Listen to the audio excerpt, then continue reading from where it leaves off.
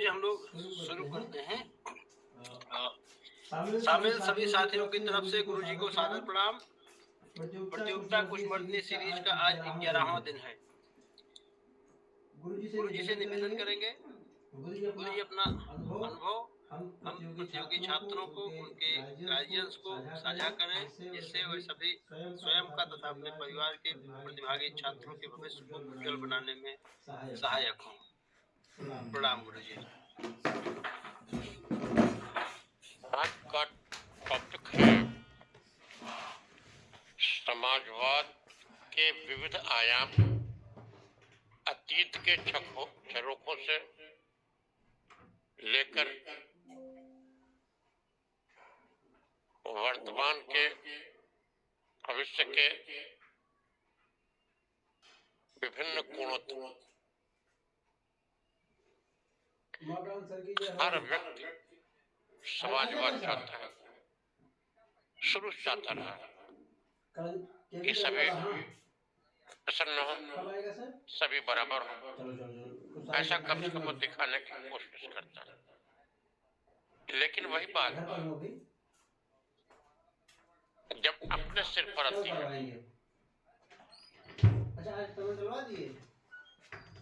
तो वह समाजवाद उसे बोझ लगने लगता है। स्वयं मार्क्स ने इस तथ्य को स्वीकार किया है।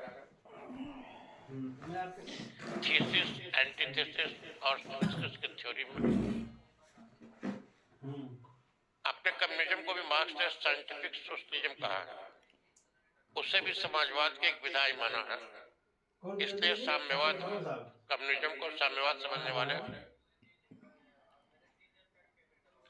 यह मत समझे कि साम्यवाद और समाजवाद अलग अलग है।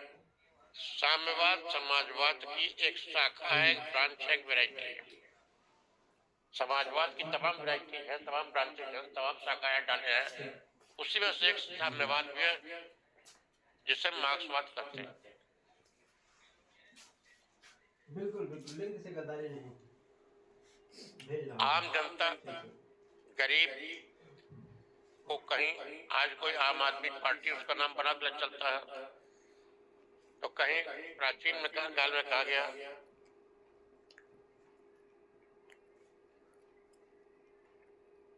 कि जा सुराज प्रिय प्रजा दुखारी, तिन्हीं विलोकत पातक धारी। आज लोग कहते हैं तुष्टीकरण हो रहा है, हर आदमी दूसरे बार लगाता है, लेकिन तुष्टीकरण तो मानव स्वभाव का एक अंग है। सबको प्रसन्न करने के लिए करना पड़ता है। न करें दुनिया आपको झेलेगी नहीं, और आप दुनिया को झेल पाएंगे। ये मनुष्य का स्वभाव है कि किसी चीज को गलत समझते हुए भी उसको स्वीकार कर लेना, उसको लागू करना एक तुष्टीकरण है। तब नहीं था तुष्टीकरण।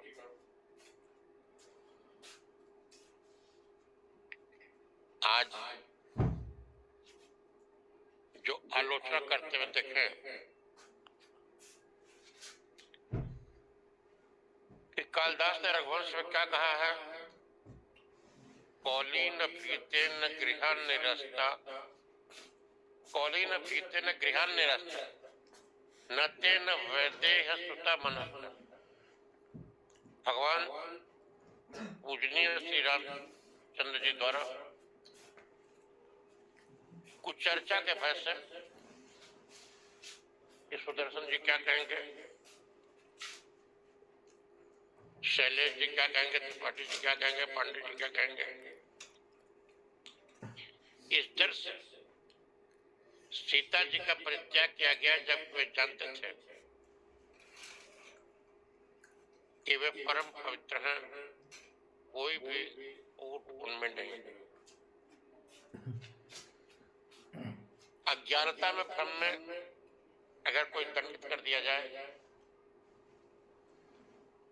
तो वह तुष्टीकरण नहीं कहता है। लेकिन तुष्टीकरण जो है मनुष्य का स्वभाव है, भगवान का स्वभाव है इसी नाते कहा गया कि भक्त भगवान से बड़ा होता है। भगवान तो हमें वही देगा जो हमारे लायक उचित होगा, लेकिन अगर हम भगवान को जिद्दी कर दे, लाठी कर दे, तो क्या होगा? जो हम नहीं झेल पाएंगे भगवान वो भी देने को मजबूर हो जाएगा और मेरे दुख होगा। इसीलिए भक्त कभी भगवान से जब मांगना होता है कहता है, तुम्हारी नीक लागे रघुराई, सो तुम देहु दास सुखदाई। जो तुमको अच्छा लगे वो मुझे दो। अब पता नहीं कितने गंदी चीजों में हमारा मन लगाओ, कितनी बुरी चीजों में मन लगाओ, ऐसी चीजों में मन लगाओ जो हमें नुकसान पहुंचाए। तो हमारी मनोकामना को न पूरी करो। हमारी मनोकामना क्या पता सच है या दूषित है, आप पहले से फिल्टर तो कर लो, देखो तो सही हम क्या चाहते हैं। जो चाहते हो अच्छी चीज है गंदी चीज है, उसको फिल्टर करके से अच्छा समझो, उसे दो। यही नारद जी ने किया था, जिससे बच गए। नारद जी जब महिला के स्वयंवर हो रहा था, दिव्य महिला का, खुद दूल्हा बनना चाहते थे, इच्छा हुई तो क्या कह बैठे, लेकिन पुराने संस्कारों से, पूजा पाठ से, भगवान के कीर्तन से कितनी अच्छी डिमांड की। ये नहीं कहा मेरी माँ पूजा कामना हमारी, जही विधिनाथ हो हित मोरा, करौ तो वेग की दास मैं तोरा। अरे भाई मैं दास तुम्हारा हूं, जो करने से मेरा हित हो वो आप करो, जिससे मेरी मनोकामना पूर्ण हो वह मत करो। क्या करो जिसको करने से मेरा हित हो। इसीलिए भगवान ने उनका मुंह बंदर जैसा बना दिया कि महिला प्रसंग में मुनि का हित नहीं था, इसलिए उस मनोकामना को न पूर्ण करके उनके मुंह को बंदर की तरह बना दिया गया। उनका हित किसी में था। मनुष्य को मनुष्य के बराबर होना चाहिए, सबकी आवाज की कीमत बराबर होनी चाहिए, चाहे प्रजा का एक मामूली विवेकहीन आदमी हो, बेपढ़ा लिखा, जो सीतक जी के महत्व को न जानता हो, उसका महत्व और वाल्मीकि जी का महत्व और वशिष्ठ जी का महत्व, किसी का महत्व कम नहीं है, क्योंकि वह भी प्रजा भी राजतंत्र का एक अभिन्न अंग है। यही तुष्टिकरण नहीं हुआ, आपने देखा क्या हो गया नेपाल में। जिस राजा की पूजा होती थी उस राजा को न भगा दिया। लंका में क्या हुआ, पाकिस्तान में क्या हो रहा है, बांग्लादेश में क्या हो रहा है।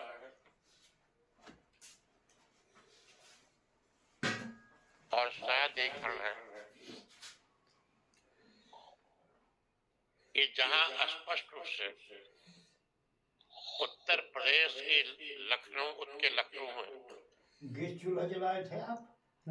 किस पे मेयर साहब ने जांच कराई, कितने वाला एक बांग्लादेशी कुत्ते रह का रहे रोटी पे हैं, डाल दी। 2.5 लाख का जवाब आया।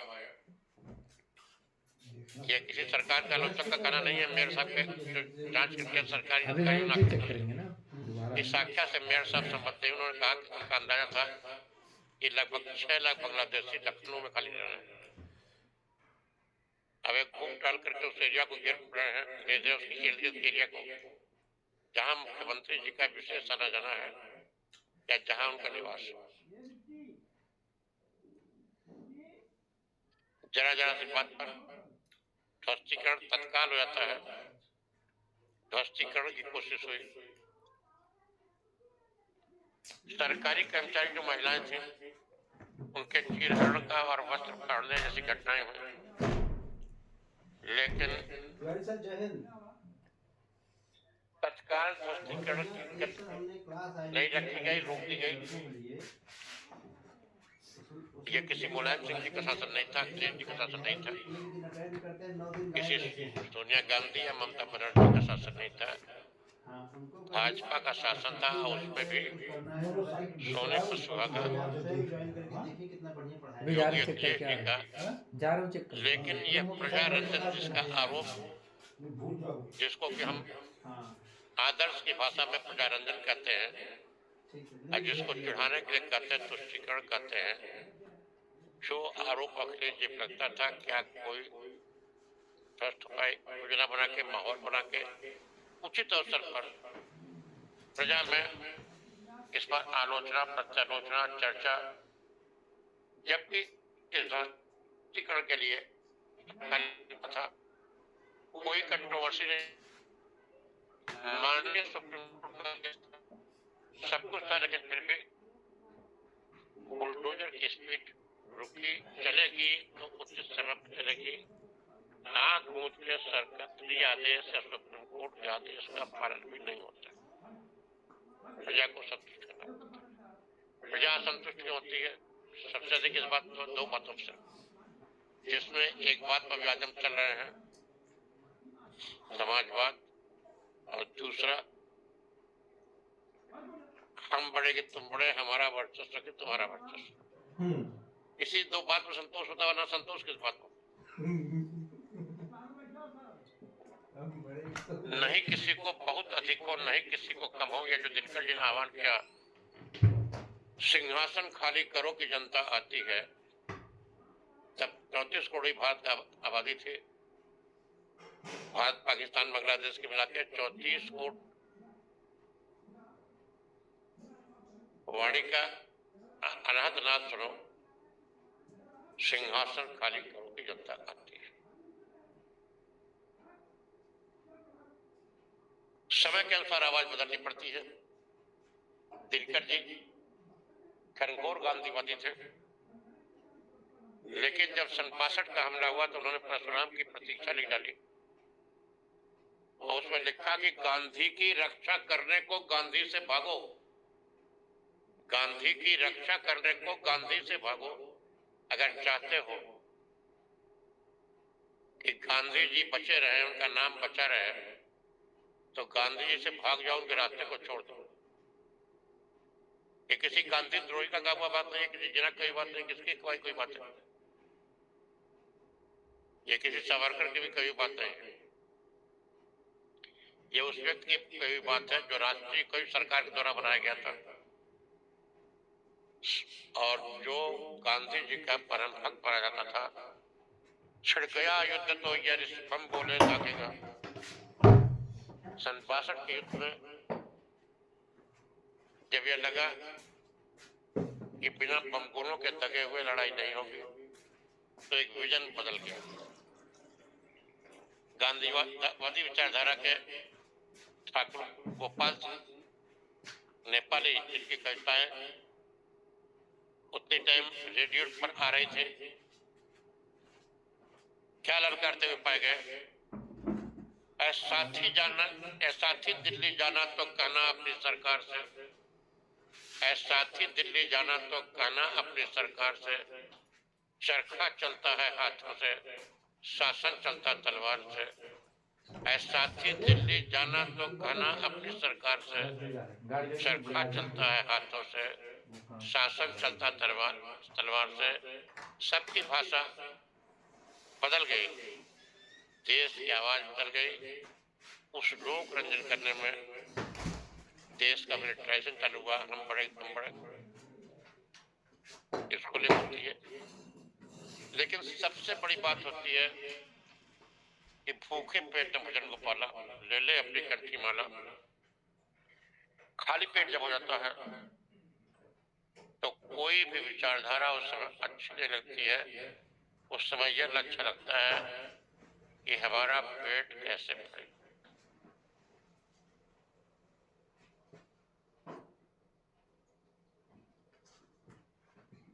हर व्यक्ति का अपना योगदान है, हर व्यक्ति का अपना महत्व है,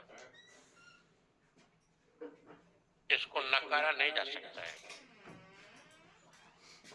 राणा प्रताप पुरम में है, भाले को लेकर के, तलवार को लेकर के चेतक के साथ जैसा युद्ध किया, लेकिन चेतक भी कम पुरम में नहीं है। लेकिन राणा प्रताप को उछल के अगर उस पर अपनी जान हथेली लेके न कूदा होता। अन्नादाई जिसने अपने बेटे को मूक बलिदान कर दिया और बता दिया यही राणा है, अगर मान लीजिए न किया होता, अन्नादाई का बेटा मार दिया गया, राणा खानदान का वारिस बनाने के लिए उसने अपने बेटे का गला जानबूझ कटवा दिया। उसकी वीरता, उसका त्याग किसी पद्मिनी या किसी राणा से कम नहीं। वीरों का अपना महत्व है। ठीक है, बहादुरी से बलिदान भले हो जाता हो, लेकिन अगर भामाशाह और उनकी तरह के उनके तमाम शिष्यों लोगों ने अगर अपने थैले न खोले होते तो साथ में हृदय का कितना भी समर्पण हो। एक पुरानी कहावत है अंग्रेजों के जमाने की भी, इधर आर्मी मार्चेज ऑन इट्स बेली, कि पेट को बांध करके वेतनभोगी सेना नहीं चलती है। अगर सेना चलेगी तो उसको खाने के लिए रसद लगेगी। सेना चलेगी तो कहीं पानी के स्रोत लगेगा जहां वो पानी पी सके,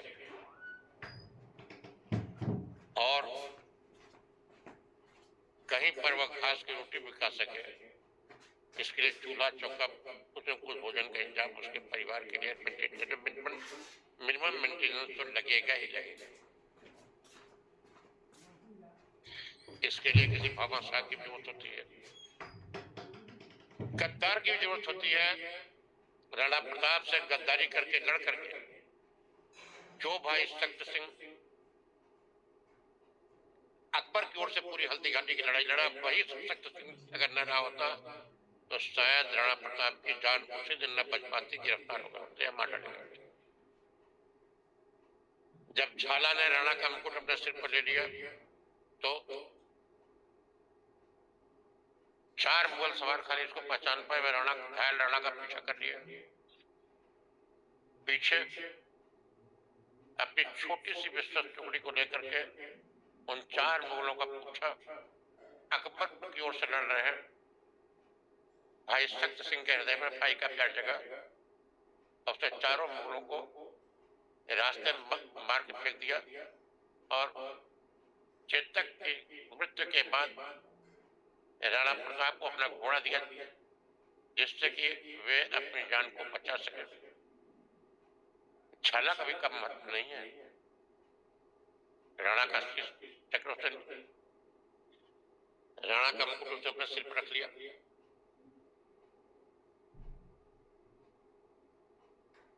राणा बनने की चाह नहीं मुझ में उतनी है, शक्ति कहाँ। माँ तेरी पावन पूजा में झालासा से चढ़ा पाए, माँ तेरी पावन पूजा में हम इतना क्यों कर पाए। वैसे ही समाज के सारे अवयव, चाहे जय जवान हो, चाहे जय किसान हो, चाहे मजदूर हो, चाहे श्रमिक हो,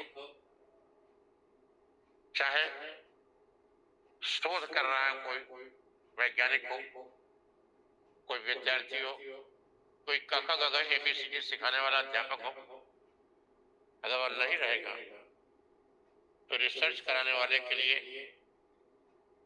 क्या हेड ऑफ डिपार्टमेंट्स इतने बड़े समाज को ABCD का गगा सिखाएंगे। सबके पेट में दाना कैसे जाए, इस पर प्राचीन काल से मानक निर्धारित किए गए, सीलिंग लिमिट निर्धारित की गई। भारतीय दर्शन जीवन की सीलिंग लिमिट की व्याख्या करते हुए व्यास जी ने लिखा है, समाजवाद, सांस्कृतिक समाजवाद कह लीजिए, जिसे सांस्कृतिक राष्ट्रवाद का पिछले चैप्टर में चर्चा हो रही थी। क्या कहा व्यास जी ने, यावत ही प्रियते जठरम तावत स्वत्तम मिटेना। जितने अनाज से पेट भर जाए उतना ही आपका फंडामेंटल राइट टू प्रॉपर्टी है, कॉन्स्टिट्यूशनल राइट टू प्रॉपर्टी है। आपका संपत्ति का अधिकार कितना है, जितने अनाज से आपका पेट भर जाए। योधिकम अभिवांछेत सौस्तेनो दंडमरत। इससे अधिक की जो इच्छा करे वो चोर है और दंड का भागी है। यही नहीं बात खत्म होती है। जो भी लोग थे, ये लोग कहते हैं कि शोषण के, वे अपने अपने विधा से अपनी अपनी तपस्या में लीन थे। कोई लुहार अगर रात दिन हथियार बना रहा था तो कोई अन्य आविष्कार कर रहा था, कोई अपना गला कटा रहा था। हर तरह के बलिदान जब मिलते हैं तब राष्ट्र का निर्माण होता है। समाजवाद का नियम है कि इसीलिए सह नौ भुनक्तु, हम साथ मिलकर के खाएं। अगर एक भी अतिथि दरवाजे से भूखा लौट गया, एक भी याचक जिसने हाथ फैलाया दरवाजे से भूखा लौट गया, तो यह एक अशुभ घटना है गृह स्वामी के लिए, यह एक पापपूर्ण घटना है गृह स्वामी के लिए। इतना उदात्त जीवन दर्शन हमने बनाया है कि हमारे पेट में जाना जाए और सामने जो खड़ा है वह भूखा है, तो हमें उसे खिलाना है। उसे कैसे रेगुलेट किया जाए, क्या व्यवस्था दी जाए, उसको राज सत्ता, अगर वह अकर्मण्य है, जानबूझ के बदमाशी कर रहा है, तो कैसे नियंत्रित करें, उसका सोचें। यह उसका कार्य क्षेत्र है। लेकिन हर नागरिक के ऊपर दायित्व दिया गया कि उसकी जानकारी में अगर कोई आदमी भूखा है तो जितने संसाधन है उसको शेयर किए बगैर, उसके मुंह में रोटी का निवाला डाले बगैर अपने मुंह में रोटी न डाली जाए। यह प्राचीन समाजवाद था। हजरत ईसा मसीह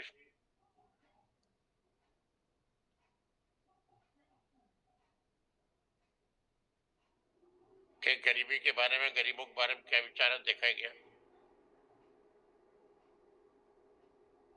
हजरत ईसा मसीह ने लिखा है कि एक बार अगर ये मान भी लिया जाए कि सुई के छेद से होकर के कोई ऊंट उस पार निकल गया, तो भी यह नहीं माना सकता कि कोई अमीर आदमी स्वर्ग में पहुंचेगा।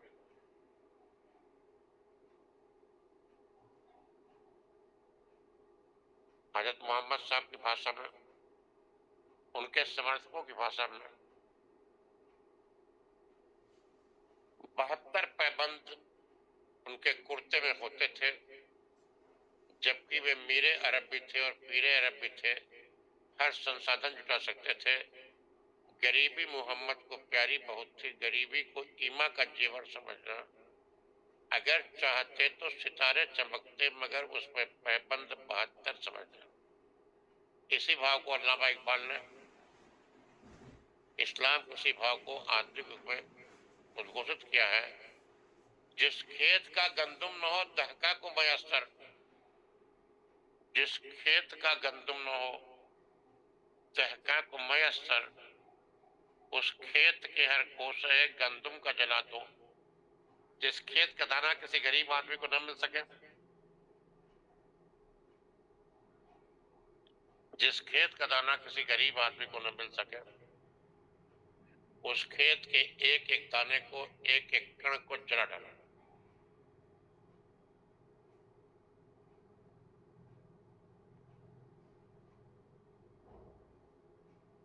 राष्ट्र को दिनकर में लिखा है कि श्वानों को मिलता दूध वस्त्र, भूखे बालक अकुलाते हैं, माँ की हड्डी से चिपक के छोटे जाड़ों की रात बिताते हैं।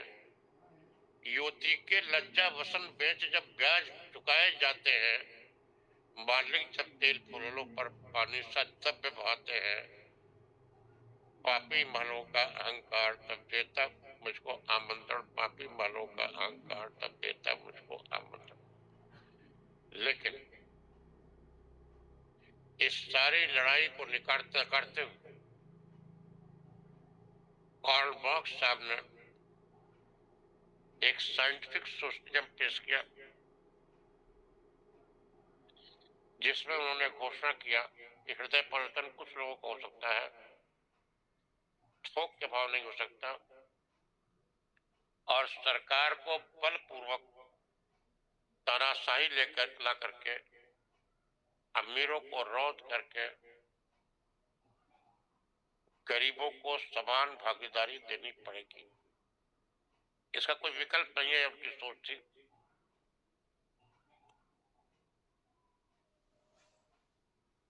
क्यों? क्योंकि जो पूंजी बनाता है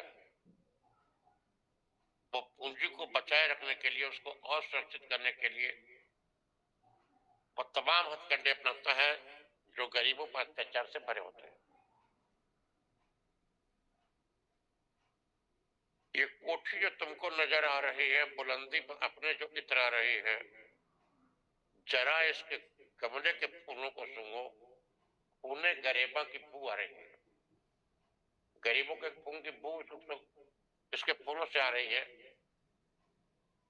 कैसे आ रही है इसके लिए बनाया उन्होंने थीसिस, एंटीथेसिस, सिंथेसिस। जब कोई बात कुछ दिन चलती है तो वह थीसिस समाज के लिए बन जाती है, और हर थीसिस में उसके विनाश के बीज होते हैं। उस सिस्टम की कमियां सामने आने लगती हैं, जैसे शरीर में नहायत खुजली होने लगती है, कपड़ा नहायत गंदा हो जाता है। उसी तरह से अगर उसको कड़ाई से नहीं लागू किया गया तो उस थीसिस में जो एंटीथीसिस बढ़ती है वह फिर क्रांति लाती है, और क्रांति आने के बाद फिर शांति लाने के लिए सिंथेसिस होती है। वही सिंथेसिस फिर धीरे धीरे थीसिस में बदल जाती है, और यह क्रम चलता रहता है। यहां मैं आपके संज्ञान में लाना चाहूंगा कि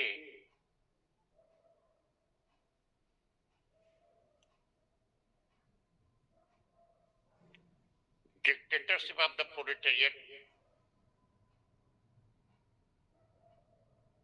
क्या है,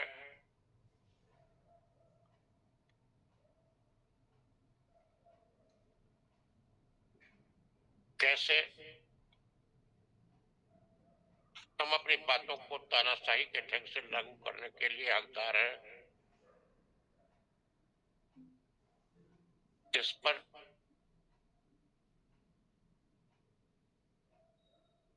मार्क्स ने लिखा है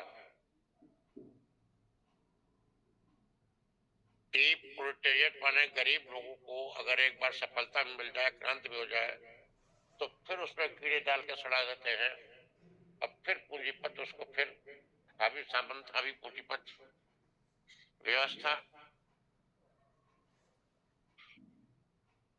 उस पूरे सिस्टम को नष्ट कर देती है, और फिर सारी बुराइयां पैदा हो जाती हैं।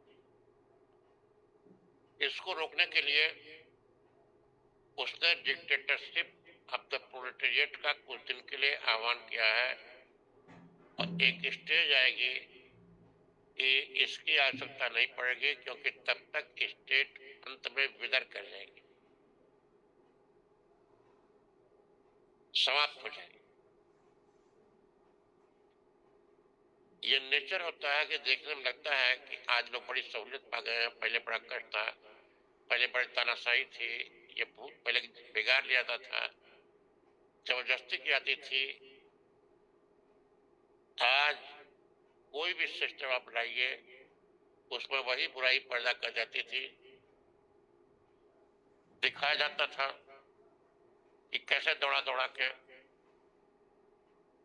यौन शोषण हो रहा है, कैसे दौड़ा दौड़ा के लोगों को मार पीट के बिगाड़ दिया जा रहा है। आज उनके पेट की आग को इतना बढ़ा दिया गया,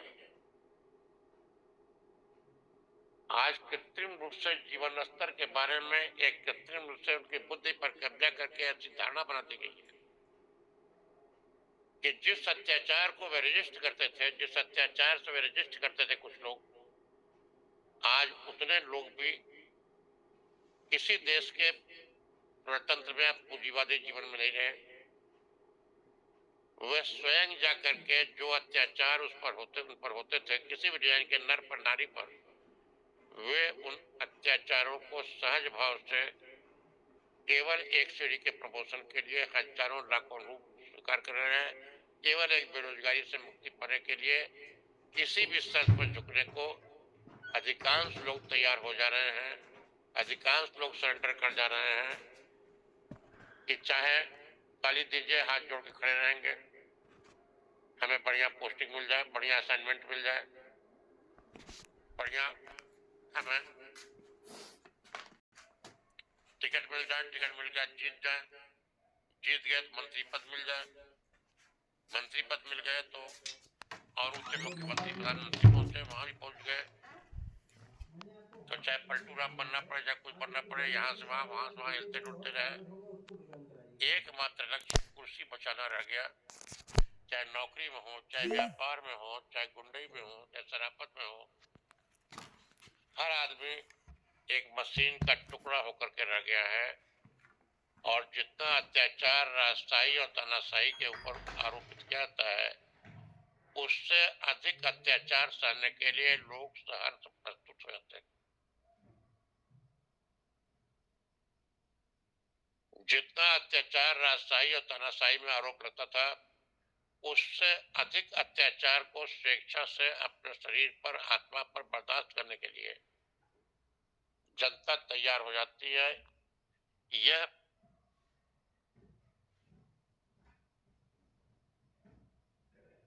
आकर्षण है राजतांत्रिक व्यवस्था से लाए हुए पूंजीवाद का।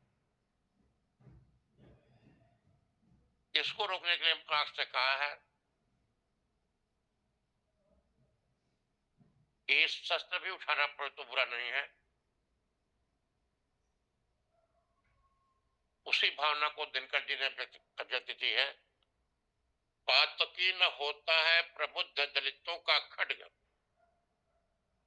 पातकी न होता है प्रबुद्ध दलितों का खड्ग, पातकी बताना उसे दर्शन की भ्रांति है। ये किसी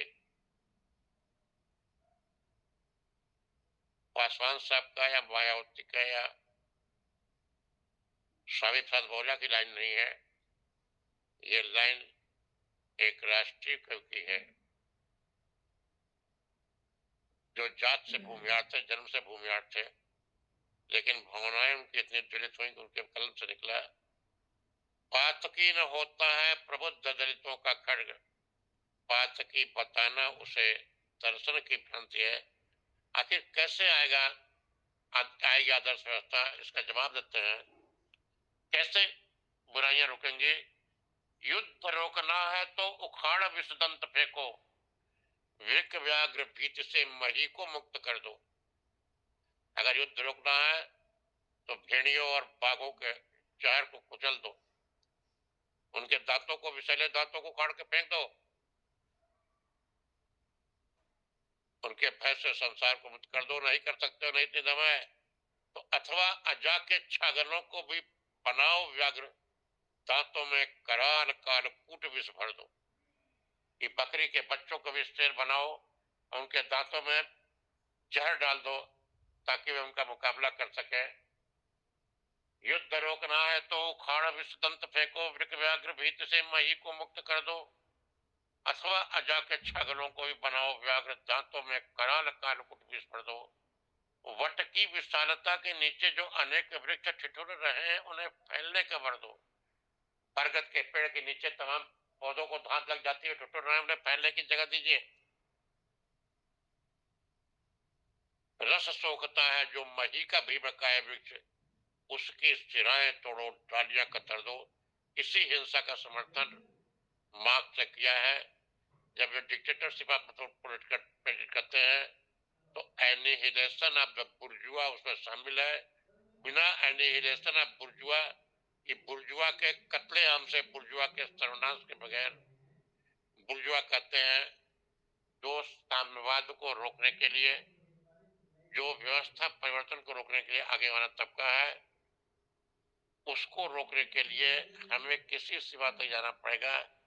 यह अद्भुत बात जो समझ में आई है लोगों के, अगर इसे लागू करना है तो उसके लिए हिंसा जरूरी होगी। एनिहिलेशन ऑफ बुर्जुआ उसके लिए जरूरी है, तभी आप पाएंगे dictatorship of the proletariat. Workers of the world unite, you have nothing to lose but your change.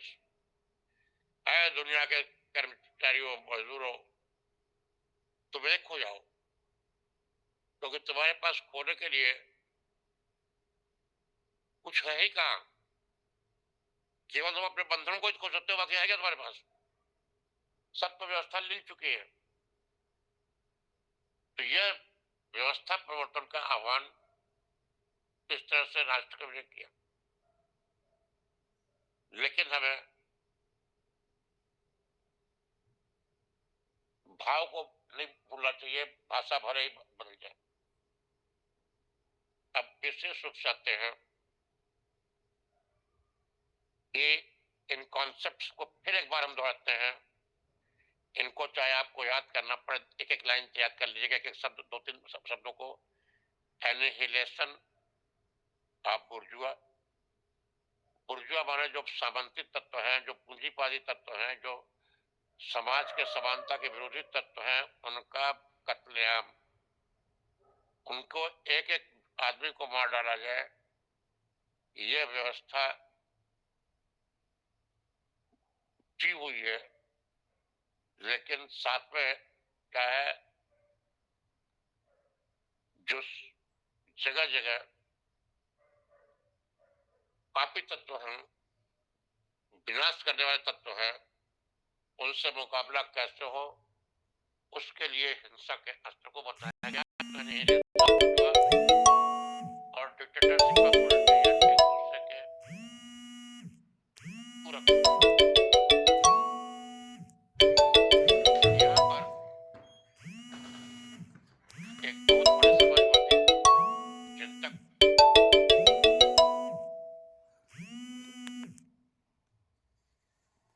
को कोई चाहते हुए भी नहीं छोड़ सकेगा, और वह है डॉक्टर राम मनोहर लोहिया।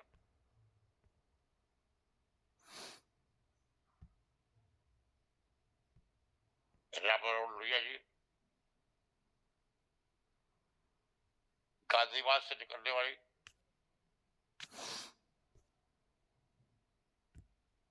से विपक्ष की राजनीति के माध्यम से वे आगे बढ़े। उन्होंने मार्क्स के ऊपर एक बहुत, अब मैं उसको क्या कहूं, कर नहीं पा रहा हूं, विस्मयकारी मैं कह दे रहा हूं, विस्मयकारी वाक्य लिखा है। चाहे आप सहमत हो या ना सहमत, एक विस्मय होगा। डॉक्टर राम मनोहर लोहिया लिखते हैं कि हिंदुस्तान में मार्क्स सिर के बल खड़ा था, शीर्षासन कर रहा था, इसलिए बढ़ नहीं पा रहा था। मैंने उसे पैर के बल खड़ा कर दिया। तो लोगों ने पूछा, भाई पैर के बल आपने कैसे खड़ा कर दिया, क्या किया? उन्होंने कहा, मैंने उसके वर्ग संघर्ष को वर्ण संघर्ष में बदल दिया।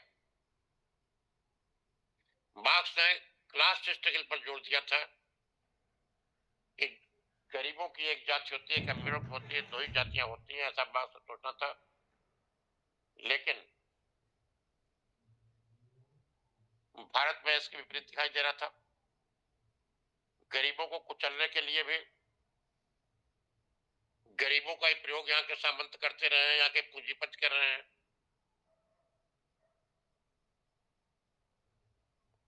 इतनी कम आबादी है, फिर अमीर आदमी कंट्रोल कैसे कर लेते हैं? एक सीढ़ी बना करके। तो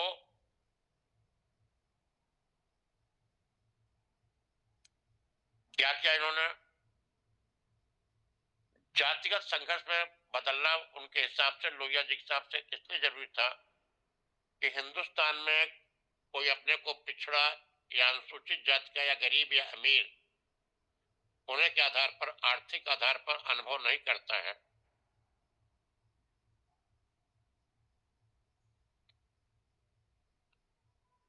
डॉक्टर अंबेडकर साहब से लेकर के कैबिनेट मंत्री से लेकर के विभिन्न बड़े बड़े अधिकारी, नेता, पत्रकार, लेखक समय समय पर अशोभनीय वार्तालाप में कहीं न कहीं बड़े बड़े दिग्गजों तक को यह एहसास करा दिया जाता है कि तुम कहां पैदा हुए हो, और एक क्षण के लिए उन्हें शौक सा लगता है। ये भी अपनी प्रतिक्रिया देते हैं, कोई बढ़ा के, कोई घटा के, कोई उत्तेजित स्वर में, कोई विनम्र स्वर में। यहाँ का एक गरीब रिक्शा खींचने वाला मजदूर एक दूसरे ब्राह्मण या ठाकुर या यादव या कुर्मी रिक्शा वाले से अपने को आइडेंटिफाई नहीं करता है, वो अपने समाज के बड़े से बड़े दिग्गज व्यक्तित्व से अपने को आइडेंटिफाई करता है। भाषा से भी अधिक, भाषा से भी अधिक जाति की पकड़ है। किसी भी स्टेट में भी नीतीश जी को बार बार फूलपुर से लड़ाने की कुछ पार्टियों द्वारा चर्चा की जा रही थी। शरद यादव मध्य प्रदेश से चुनाव लड़े जीते, यूपी में बदायूं से लड़े जीते, बिहार से लड़े जीते। किस स्टेट में उनका जोर है? तो यह स्टेट। रामनरेश यादव जी पैदा हुए थे आजमगढ़ में। जब सिंगल सीट से चुनाव लड़के जीता हुआ तो उनको सुरक्षित सीट कौन सी नजर आई? एटा की निधौली कला। कहा आजमगढ़ का वो। विश्वनाथ प्रताप सिंह को जब एमएलए का चुनाव लड़ना हुआ कहां से लड़े? चिंदवारी। उन्होंने कहा कि यहाँ का आदमी अपने को जात के आधार पर आइडेंटिफाई करता है। अपने जिस जात में पैदा हुआ है उस जात के सुपर रिच, सुपर पावरफुल आदमियों से अपने आप को आइडेंटिफाई करेगा। वह किसी दूसरी जाति के गरीब आदमी के साथ अपने को आइडेंटिफाई नहीं करता है। यहाँ वर्ग संघर्ष की कोई गुंजाइश ही नहीं है।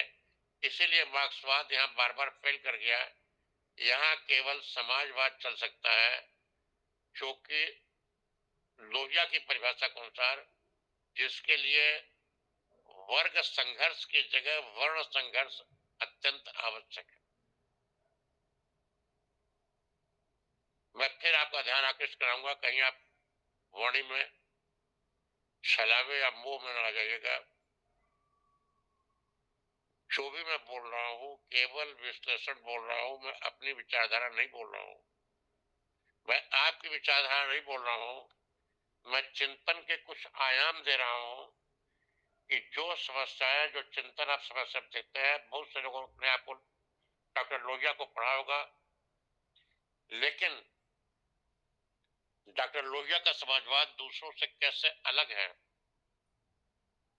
जिनका पॉलिटिकल साइंस विषय भी है उनमें भी 90% लोगों की एक कंट्रीब्यूशन उनका क्या था समाजवादी चिंतन में, जिसको उन्होंने स्वयं स्वीकारा है, या नहीं कोई उनका दुश्मन करा या मित्र करा है, कि उन्होंने वर्ग संघर्ष को वर्ण संघर्ष में बदला। इस तरह ये उन्होंने स्वयं लोहिया जी ने कहा है कि कितने प्रोफेसर हैं, कितने राजनीति शास्त्र के लेखक हैं, विद्वान हैं, इंस्टीट्यूट चला रहे हैं, लेकिन उन्होंने इतने साल में सबको लेके मेल मिलाप की कोई बात करता रहा, कोई संघर्ष की बात करता रहा, लेकिन संघर्ष हो तो किससे हो, कहां हो। इसीलिए उन्होंने 85% बनाम 15% लड़ाई की बात की, और गांधी जी के समर्थक होते हुए, गांधीवादी होते हुए भी उनके एक बहुत बड़े ट्रस्टीशिप के सिद्धांत को उन्होंने सिरे से खारिज कर दिया।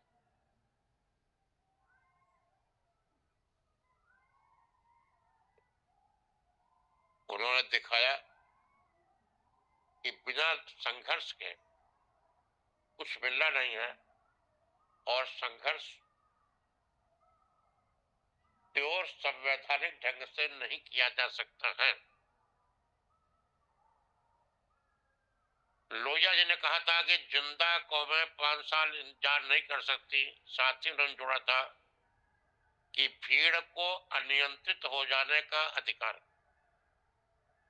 भीड़ को अनियंत्रित हो जाने का अधिकार है। लोहिया जी का वाक्य, लोहिया जी का वाक्य भी है कि जिस दिन सड़कें सूनी हो जाएंगी, जिस दिन सड़कें वीरान हो जाएंगी, सूनी हो जाएंगी, उस दिन संसद आवारा हो जाएगी। जिन चीजों को मैं बहुत जोर दे कर रहा हूं, कभी नोट्स बनाते समय कि कम समय में एक दिन के अंदर अगर पूरा सिलेबस दोहराना हो तो इनको आप अलग से किसी जगह कॉपी पर नोट करके इसको 5 मिनट अगर 10 मिनट रोज खाली दोहराते रहेंगे तो ये चीजें आपके दिमाग में जम जाएंगी। कि बेसिक चीज थी कि हम संघर्ष के रास्ते जाएंगे और यह संघर्ष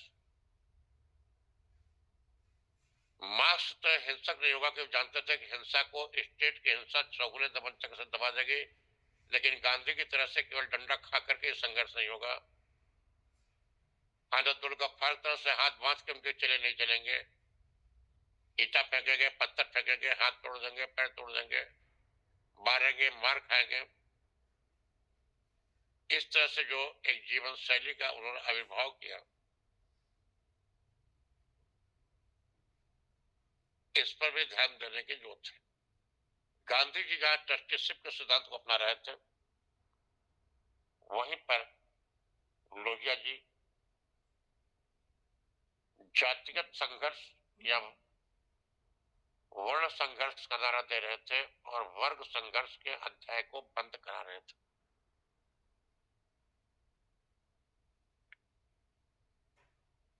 मगर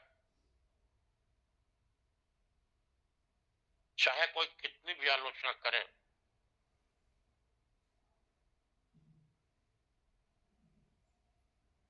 अगर रघुवंश नहीं होगा तो वेद और शास्त्र की चर्चा कौन करेगा? प्राचीन काल में स्मृतियों को कौन लागू करता? उसी तरह से आज भी किसी विचारधारा को लागू करने के लिए किसी गांधी को नेहरू की जरूरत पड़ती है,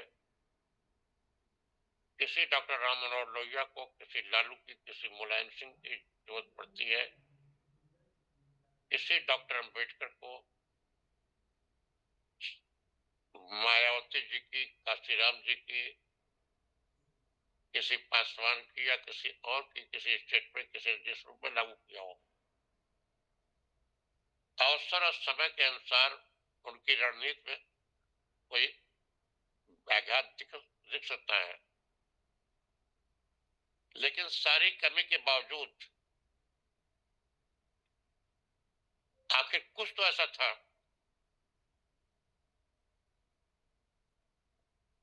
कि अंबेडकर साहब, डॉक्टर अंबेडकर साहब, बाबा साहब अंबेडकर और तमाम लोग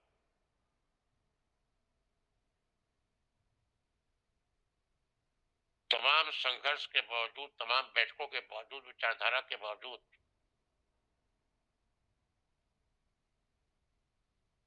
सत्ता के माध्यम से जो भाव और जो ताकत काशीराम जी और मायावती लाभ पाए वह नहीं लाभ। मैं किसी की तुलनात्मक रूप से प्रशंसा या निंदा नहीं कर रहा हूं। आज जो अनुसूचित जातियों में आत्मविश्वास दिख रहा है, यह न संविधान की देन है और न ही ये तमाम नेता जो बने थे, हर पार्टी में बने हुए हैं, उनकी देन है। बड़े बड़े नेता थे, जगजीवन राम जी थे, महावीर प्रसाद जी थे, अन्य पार्टियों में भी थे, लेकिन क्यों इधर मायावती जी के आप ध्यान दीजिए कि आत्मविश्वास क्यों आया? सत्ता सारी कमियों को, चाहे 1 करोड़ कमियां आती हैं तब सत्ता मिल पाती है, चाहे सवर्ण को मिली हो, चाहे बैकवर्ड को मिली हो, चाहे एसटी को मिली हो, अपने व्याघातकों को साथ लेके मिल पाती है, सब कुछ ठीक है। लेकिन जो बात 10 दिन तक आप कुकरी किताब में पढ़े समझ में आएगी, वो 2 दिन खाली आप भोजन बना लें, उससे बेहतर आपके समझ में आ जाएगा।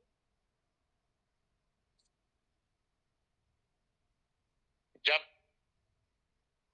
कुछ भी होने लगता है प्रैक्टिकल धरातल पर। जब लोगों ने देखा कि मायावती जी अकेले एक कुर्सी डाल के बैठी हुई हैं, तमाम दिग्गज ब्राह्मण, क्षत्रिय, यादव, वाकवा, शरीफ, विद्वान, मूर्ख, कुछ अपवादों को लेकर के छोड़ करके एक से एक दिग्गज पंडित, यादव, क्षत्रिय सब शरणागत मुद्रा में, जिसको कि कभी उनके चेले कहते हैं, दान दक्षिणा के साथ। वह आरोप रहा न रहा, मैं लगा रहा हूं, उनका खंडन कर रहा हूं। लेकिन पितृ समेत लई लई निजनामा करण लगे सब दंड प्रणामा। वो जब दंड प्रणाम देखा लोगों ने कि जिनके डर से पूरा इलाका कांपता था, जब वे एक साथ बाघ और बकरी की तरह से एक घाट पर पानी पीने लगे, जिन दो लोगों में गोलियां चलती थी गोरखपुर से गाजियाबाद तक, वे दोनों लोग वहां शांत भाव से स्तुति कराई, सुनाई सुनाई, हाथ जोड़ के खड़े हो गए, हाथ जोड़ के पड़े हुए चरणों में। तो उनके मन में एक आत्मविश्वास जगा, और जो इन दिग्गज थे, इनके चेलों से वह आत्मविश्वास घट गया। दिल की ही गिरावट से शेर भी, दिल की ही गिरावट से, दिल की ही गिरावट से शेर भी शार होता है। और यह एक बड़ी महत्वपूर्ण बात है। यही बात पिछड़ों में लालू जी और मुलायम जी लाते हैं। अगर कुछ तो वजह रही होगी कि मंडल कमीशन को लाने वाले, ध्यान दीजिएगा, विश्वनाथ प्रताप सिंह को पिछड़ों ने वोट नहीं दिया।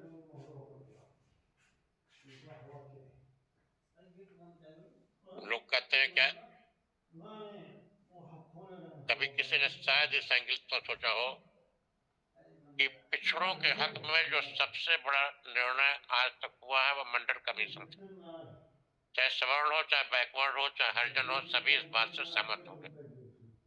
हरिजन सब मैंने सारी बात कर दिया। गांधी जी के जमाने का सब था, अभी असंसदीय हो गया, उसके लिए खेद है मुझे। इसको दलित कहा सकता है, अनुसूचित जाति करना और बेहतर होगा। लेकिन आखिर क्यों वे नहीं वोट ले पाए, क्यों नहीं उनको अपने साथ ले पाए वीपी सिंह, क्यों नहीं उनकी पार्टी चल पाई, क्यों नहीं उनका मोर्चा चल पाया? जिस कांग्रेस की उन्होंने निंदा की थी,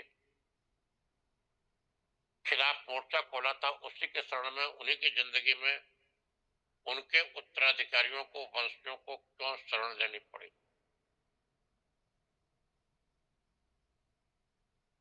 क्योंकि जब तक मुलायम सिंह और लालू यादव के हाथ में सत्ता नहीं आती थी,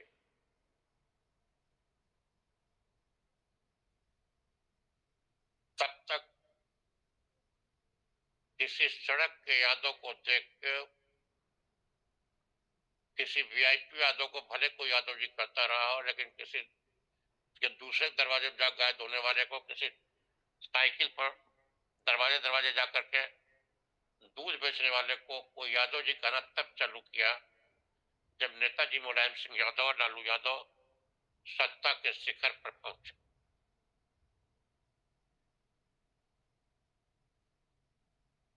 मैं चैलेंज देता हूं कि जितनी चीजें खाली एक बार में छप गई, उनको खाली मॉडल बना देखिए। आरक्षण आज भी कुछ लागू हुआ, कुछ लागू हुआ नेताजी मुलायम सिंह के आने के समय से। वो भी मैं कुछ कर रहा हूं। आज भी आरक्षण कितना कागजी है? क्या जितने लोग नौकरी कर रहे हैं वे कभी सरकारी नौकरी में भर्ती भी हुए हैं? मैं बड़ा कंट्रोवर्शियल सवाल उठा रहा हूं। क्या आपको जितनी नौकरियां हैं इतने विज्ञापन भी कभी निकले हैं? आप किस बेरोजगारी की बात कर रहे हैं? किस आरक्षण के फेवर में लड़ रहे हैं? किस आरक्षण के खिलाफ लड़ रहे हैं? पहले ये तो पता कर लीजिए कि आज तक जितने लोग सरकारी नौकरी में हैं, जितने लोग तनख्वाह ले रहे हैं, क्या इस इतनी नौकरियां कभी इनका विज्ञापन भी निकला है? फिर ये आए कहां से? एक बड़ा अजीब सवाल पूछा नहीं पूछ रहा हूं। अगर 100 नौकरियां निकलती है तो एक अच्छी खासी नौकरियां में उनकी संख्या नहीं कर सकता, क्योंकि गिनती में नहीं किया, कोई जांच की है, लेकिन फुटकर सैकड़ों केसेस सामने आए हैं कि ऐसे ऐसे लोग हर विभाग में नौकरी कर रहे हैं जिस नाम का कोई आदमी इस धरती पर है ही नहीं। इनको भर्ती किसने किया? और ऐसे लोगों को जिन्होंने भर्ती किया उनके ऊपर एक्शन क्या हुआ? बहुत मामला उछला तो बहुत हुआ, उन्होंने इस्तीफा दे दिया, कर किसी दूसरे आयोग में नामजद हो गए। पूजा का चयन अगर आईएएस में हो सकता है, जो सबसे सीनियर ग्रेड की सबसे वरिष्ठ पद सरकारी नौकरी का क्या है, चाहे जनरल के लिए हो, चाहे बैकवर्ड के ओबीसी के लिए हो, चाहे एसटी के लिए हो, आईएएस से बड़ा कोई पद नहीं है। मैं केवल उन बातों कर रहा हूं जिन बातों में कोई मतभेद किसी भी जात धर्म का आदमी नहीं हो सकता। अगर क्या हुआ चयन करने वालों का? आज तक महीनों हो गया, आपने सुना कोई जांच हुई हो? किसी अखबार में कुछ पढ़ा आपने? किसी का बयान हो रहा हो? फर्जी आईएएस का अगर चयन हो सकता है तो जहां के शहजादे ऐसे वहां के डांट डांट डांट कैसे? मैंने खुद ऐसे केसेस को पकड़ा है, लिखा पढ़ी में उनको रिपोर्ट किया है, जिसमें निरक्षर लोगों ने लिखित परीक्षा पास की है। जिन जिन केसेस को मैं पकड़ पाया, जिनको मैंने रिपोर्ट किया, अधिक से अधिक उनकी नौकरी गई है। फिर खराब पैरवी के आधार पर कुछ हाईकोर्ट से नोट भी आया होते कर सकता, तो उसके बारे में श्योर नहीं हूं, लेकिन अधिक से अधिक उनकी नौकरी गई है। कभी इसका प्रयास हुआ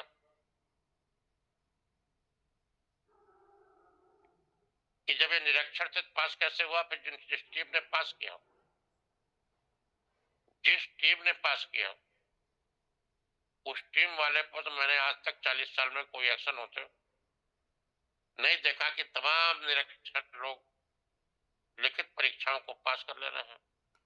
कितने लोग जो हाई स्कूल इंटर नहीं पास है, वे फर्जी परीक्षा का प्रमाण पत्र लेकर के, फर्जी टीसी लेकर के, फर्जी प्रमाण पत्र लेकर भर्ती हो जा रहे हैं। एक लड़की थी गोंडा बलरामपुर साइड की, उसके अकेले सर्टिफिकेट पर 24 लोग नौकरी कर रहे हैं, करते पाए गए उस विभाग द्वारा। आपने कभी इन आरोपों में, सिवाय इसके कि लोक सेवा आयोग के अध्यक्ष ने इस्तीफा दे दिया हो, अनिल यादव जी का लीजिए, मैं कोई आरोप नहीं लगाया जिसका प्रमाण मेरे पास न हो, लेकिन न तो वे दोष मुक्त हुए और न ही उनको कोई सजा मिली। जो आरोप लगे होंगे गंभीर आरोप थे, सजा इंक्वायरी ऑर्डर भी हुई कि नहीं हुई? क्या तो सही रहेंगे, झूठ रहेंगे? 24 लोगों के प्रति आईपीएस अफसर के खिलाफ मायावती जी के जमाने में एक जांच ऑर्डर हुई, जिसमें पाया गया फर्जी भर्ती हुई। शैलजाकांत मिश्रा जी और कुछ और लोगों के नेतृत्व में कुछ और लोगों ने जांच कराया, जिसमें पाया गया कि यौन शोषण के माध्यम से थोक के भाव भर्तियां हुई, जिसमें 2 वर्दी लोग के सीरियल टीवी चैनल्स पर बड़े बड़े अधिकारियों और नेताओं के नाम और फोटो के साथ प्रकाशित हुए। 23 लोगों पर मुकदमा कायम हुआ आईपीएस अफसर पर, वरिष्ठ पर, लेकिन क्या एक के ऊपर भी कार्रवाई हो पाई?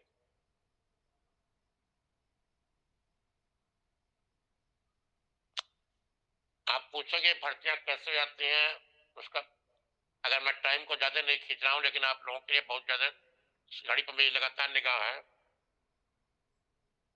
लेकिन ये समाजवाद से, आरक्षण से, हर पहलू से जुड़ी खबर है, बेरोजगारी से। ये दिखा दिया गया कि अध्यापक मोहनलाल का ट्रांसफर झांसी से देवरिया हो गया, देवरिया में ज्वाइन कर लिया गया। इस नाम का कोई अध्यापक अभी भर्ती नहीं हुआ था, झांसी से उनकी फर्जी सर्विस बुक तैयार हो गई, देवरिया वेतन मिलने लगा, क्लास पढ़ाने लगे। एक और जनरल, ओबीसी, एसटी तीनों में एक अच्छी खासी बेरोजगारी है कि नहीं है, खाली फर्क कितना हो सकता है कि 1000 में से अगर कोई अतिशयोक्ति भी कहे, अगर एक जनरल को नौकरी मिल रही हो तो 100 में से एक ओबीसी को मिल पा रही, 99 को नहीं मिल पा रही है, और 10 में से एक एसटी मुश्किल से एडजस्ट कर पा रहा है, 90% उसमें भी बेरोजगार।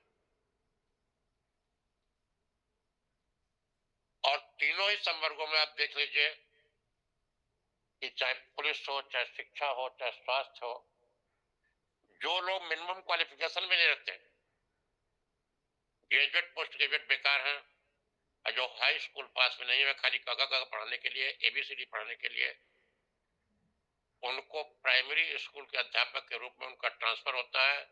अब ज्वाइन कर लेते हैं, उनकी तनख्वाह चलती रहती है, कुछ महीना में बांध देते हैं। दर्जनों लोगों के एक्सप्लेनेशन एसटीएफ की जांच के बाद लिए गए थे कि जब एसटीएफ ने देखा, उन गांवों की लिस्ट को खोजा, तो उस गांव में उस नाम के कोई आदमी आज तक पैदा ही नहीं हुए, और उस तरह के आदमी जाके उन जगहों पढ़ा रहे हैं।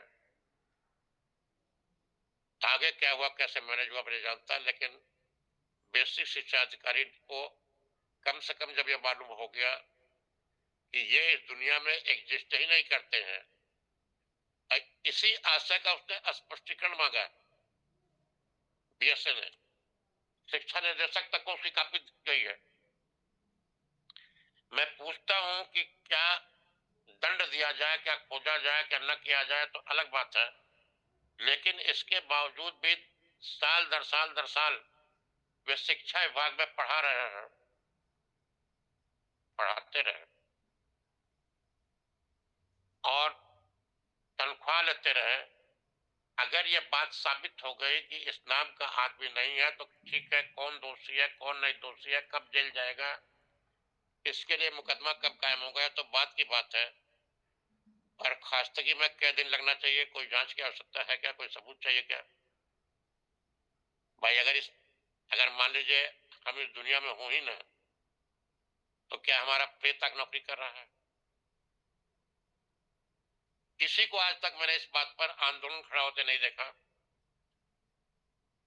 कि जो प्रेतात्माएं हर कोटे में नौकरी कर रही हैं, जो भर्ती नहीं हुए, उनका क्या हाल है? जो लोग फर्जी जात प्रमाण पत्र पर तो हम लोग भर्ती में, उनकी क्या हाल है? जो लोग बिना हाई स्कूल पास किए ही बीए एमए पास लोगों के नौकरियों पर काम कर रहे हैं, उनका क्या हाल है? आखिर हम किसको अंधेरे में रख रहे हैं? इस प्रजातांत्रिक समाजवाद से सड़क पर खाली क्या आए दिन दल बदल रहे से कोई भी दल आ जाए वो कार्रवाई क्यों नहीं कर पाता है? क्यों? क्योंकि ब्यूरोक्रेसी ने एक आदमी साफ पाक हुआ किसी दल में, दो साफ पाक होगा, किसी में 20% होगा, किसी में 50% होता है, किसी में 80% होते हैं, लेकिन इतना तो मानना ही आपको पड़ेगा कि हर दल में कम से कम 20% लोग तो ऐसे हैं ही जिनको पूरा समाज अच्छा नहीं मानता।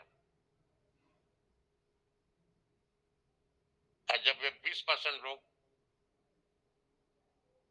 इतने होशियार हैं, जब वे भर्ती करते हैं, या फर्जी ट्रांसफर करते हैं, उससे किसी ज्वाइन कराते हैं या फर्जी प्रमाण पत्र बनाते हैं, तो उसमें अपने दल के लोगों कुछ को अपने दल के लोग बैठा लेते हैं और दूसरे दलों के भी अपने दल के मान लीजिए 500 बैठा लिए, तो 50 आदमी 10-10, 20-20 दूसरी पार्टी के वरिष्ठ नेताओं के रिश्तेदारों मित्रों को जो बेरोजगार हैं उनको किसी माध्यम से अप्रोच करके तुम्हारी अब नौकरी लगवा देंगे। थोड़ा गंभीरता बरतनी पड़ेगी। उनको नौकरी लगवाने के नाम पर अगर मान लीजिए अपनी पार्टी के 5,000 आदमी लिए तो दूसरी पार्टी के 500 आदमी ले लिए, सारी पार्टी मिला 100 आदमी ले लिए। अब ये 100 आदमी उस पार्टी के किसी महान व्यक्तित्व के, मैं यहां तक मानने तैयार उसकी गैर जानकारी में हो, लेकिन आप ही जानकारी में अगर आपका कोई रिश्तेदार, आप मंत्री हो, नौकरी पा गया, तो आप उसके बिना किसी आदेश के, आपका विभाग भी हुआ नहीं है, तो जांच करते फिरेंगे या पहले पा गया? आपको क्या मालूम को कैसे पाया?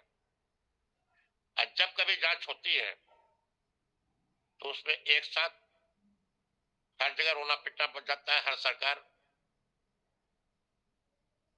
किसी पत्रकार के कहने से कुछ ले लिया गया, हर पार्टी कुछ नेताओं को ओबलाइज कर लिया गया, कुछ बड़े अधिकारी इसमें खुद शामिल रहे, जो नहीं शामिल रहे हुआ कैसे, जो नहीं शामिल रहे हो गए,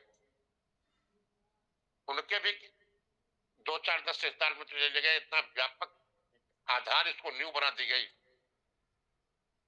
कि मुझे लगता है कि जब तक इसके विरुद्ध कोई आंदोलन सड़क पर नहीं होगा तब तक इसकी जांच नहीं होगी। कहीं दूर जाना ही नहीं है।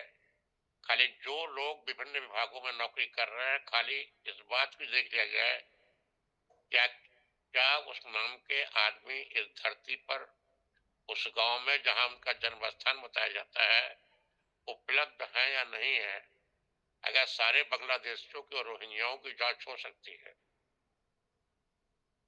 तो और सुरक्षा विभाग तक में, शिक्षा में, सुरक्षा में, अन्य लोगों की ड्यूटियां लगती, कभी कभी एजुकेटिव में जो लोग इस तरह के भर्ती हो जा रहे हैं, वे जनमानस के लिए, गरीबों के लिए, समाजवाद के लिए, प्रजातंत्र के लिए और देश की सुरक्षा के लिए कितना बड़ा खतरा है। और जब तक यह सिस्टम खत्म नहीं होगा तब तक 99% आप आरक्षण करा लीजिए, 100 बार जाति जनगणना करा लीजिए, बेरोजगारी दूर ना दूर रहा, पता नहीं किस कोटे में कौन ट्रांसफर हो गया। जितनी जगह बचेंगी, मान लीजिए 1 लाख जगह खाली है, 50,000 आदमी अगर फर्जी ट्रांसफर से जो भी पावर में है अगर वो एडजस्ट कर ले गया अपने 3 तिक्रम से, तो परीक्षा तो 85,000 पे होगी। खाली किसी में दम हो तो पिछले 30-40 साल में जो लोग भर्ती हुए हैं उनकी टू द पॉइंट चेकिंग की जाए। और कोई बहुत बड़ी संख्या नहीं है, लाखों करोड़ लोगों की जांच हो सकती है, तो अगर विल पावर हो तो ये जांच भी हो सकती है। ये लोहिया जी का दिया हुआ आयाम था जिसको मुलायम सिंह जी ने पूरा किया।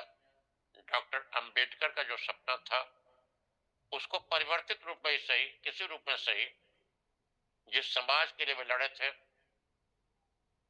उस समाज में एक आत्मबल का संचार तो मायावती जी ने किया ही किया। चाहे उन्हें कोई दौलत की बेटी कहे, चाहे किसी की बेटी कहे, ये मानना पड़ेगा कि जितनी आसानी से मायावती काल के पूर्व किसी अनुसूचित जाति के आदमी पर कोई हाथ छोड़ देता था, उतना उसके बाद से नहीं छोड़ पा रहा है। जबकि उन्होंने, ये एक आयाम है समाजवाद का, जबकि उन्होंने डी फैक्टो एससी एक्ट को खत्म कर दिया था, एक लिखा पढ़ी में जियो इशू कर दिया था कि किसी एससी की एफआईआर को बिना जांच के दर्ज ही न कर दिया जाए।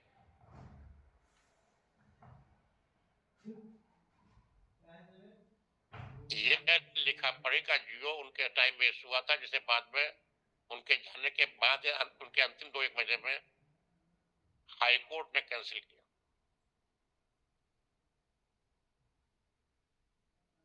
इसके बावजूद खाली में बैठे रहे, एक भी जियो न हो। गोवध को अगर छूट देने का भी कानून बन जाए तो भी क्या, अगर योगी आदित्यनाथ जी सत्ता में बैठे हैं, अगर हेमंत सत्ता में बैठे हैं,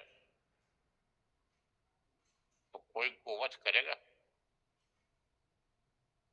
याद कीजिए, जिस समय योगी जी सत्ता में आए थे, बकरा और मुर्गा तक का काटना 2 4 6 दिन, ये ब्यूरोक्रेसी इतना पैनिक फैलाती है, इसने बंद कर दिया था। जब उन्होंने स्पष्टीकरण दिया कि खाली गौ हत्या पर हम रोक लगाने की बात कर रहे हैं, सब पर नहीं।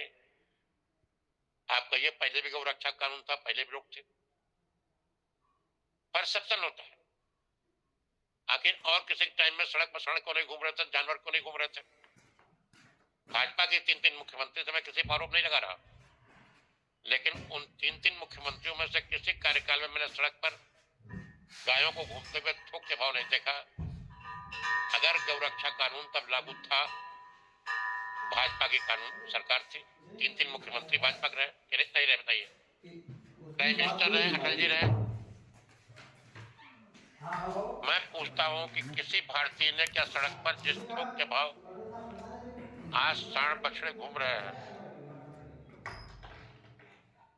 एक समस्या तक के रूप में हर पार्टी द्वारा पेश किए जा रहे हैं कभी कभी, मैं पूछता हूं क्या इस तरह से घूमते हुए कभी देखे गए? राजा जो चाहता है वो होता है, कानून जो चाहता है वो नहीं होता। इस कानून की किताब में लिखा था, जितनी छूट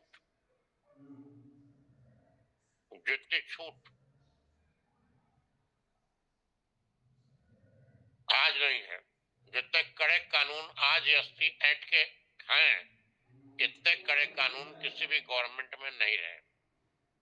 लेकिन आप आज अखबार में आप पढ़ते हैं कि फला जगह कहीं पेशाब पिला दी गई, कहीं थप्पड़ मार दिया गया, कहीं क्या कर दिया गया, क्या नहीं कर दिया गया। 10,000 एडजस्ट किया है, क्या आपस में ऐसी मजा रहे हैं।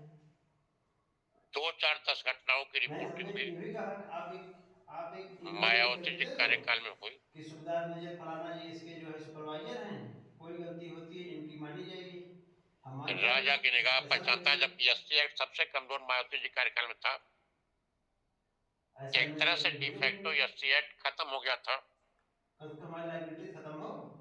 कानून से नहीं खत्म हुआ था, लेकिन शासनादेश से उसके अनुपालन पर डिफेक्टो रोक लगी थी। सीधी सी बात हर है, गवर्नमेंट में नहीं, हम थोड़ी भेजेंगे, गाय की वो तो हत्या वो रोकने भेजेगा का ना, कानून था यूपी में। ये तो हेड ऑफ अफसर भेजेगा 3 मुझे, भाजपा के मुख्यमंत्री रहे, क्योंकि मैं तो उस लड़की को जानता नहीं हूँ। कल्याण सिंह जी हिंदू हृदय सम्राट भी रहे, राजनाथ सिंह पर भी कोई आरोप नहीं लगा सकता है। रामप्रकाश गुप्ता तो जो और भी शांत स्वभाव के थे। जो भी उस लड़की इनमें से किसी के बारे में सोचना भी गुनाह होगा कि वे गौ हत्या करवा रहे थे या इसको आशीर्वाद दिए थे। लेकिन कहीं न कहीं कुछ न कुछ तो राजा की निगाह में ऐसा था जब वो लड़की कि 14,000 में इन हायर थी, तीनों के शासन काल में वो भी काम करने के लिए तैयार थी, उस तरह से कर रहे गाय थे, तो बाद बछड़े में बीच में नेता कौन बन रहा है? सांड सड़क पर नहीं दिखे। हम आरक्षण तो या भाई कुछ यही भी हो, मानेंगे तो उसको 14,000 देंगे, बाकी पैसा रख लेंगे। ताकत आपको सत्ता से मिलती है, ताकत आपको कानून से नहीं मिलती। हम तो यही, राजा जो कहता है उसको कोई नहीं मानता है। जो कानून में लिखा होता कहाँ लागू होता? कानून में लिखा है कि भयंकर से भयंकर आतंकवादी को नहीं तो हमको एक अगर ईमेल भेज दरोगा दें जी या कि एसपी इस साहब या लड़की को डीजी हम लोग के साहब लिए एक तैयार कर थप्पड़ रखा मार दे है, तो उनको जेल होनी चाहिए। कॉन्ट्रैक्टर की कोई जिम्मेदारी नहीं है, लिखा ही नहीं मान लिखा? जाएंगे, कॉन्ट्रैक्टर से जो जिसका वे भेजेगा वो काउंटर जो करते भेजेगा, हो अगर प्रमाणित हो जाए कि हम तुमने ट्रेन एक चला थप्पड़ खाली दिए मार तो दिया था साथ में मेरी रिस्पॉन्सिबिलिटी है। या धमका दिया था, तुम नहीं सुखदास निजर फलाना जी, सही बात कबूलोगे, और तुमको फलाना थप्पड़ जी इसके पड़ेंगे, जो इतना है ही कह हायर दिया किए था। हैं, अगर ये प्रूव्ड हो वो जाए इसके रिस्पॉन्सिबल हैं। तो उनकी नौकरी चली ऐसा जाएगी, लिख वे दे जेल तो चले मान जाएंगे, जाओ, चाहे सिपाही हो, मुझे चाहे तो डीजी हो, चाहे आईजी हो, चाहे एसपी हो। हमको क्या फर्क पड़ता है। यह कानून पूरे हिंदुस्तान में है। लेकिन मुझे बता दीजिए, हिंदुस्तान के हर थाने में किससे हैं? डंडा परेड है मैंने कि नहीं बात है? किया उससे, मैंने बात किया, हाफ एनकाउंटर हर अखबार में छपता ही नहीं छपता है, फुल एनकाउंटर हर अखबार में छपता ही नहीं छपता है। किस कानून किताब में लिखा है? कौन सा कानून मैं आज तक समझ नहीं पाया कहीं लागू हो रहा है।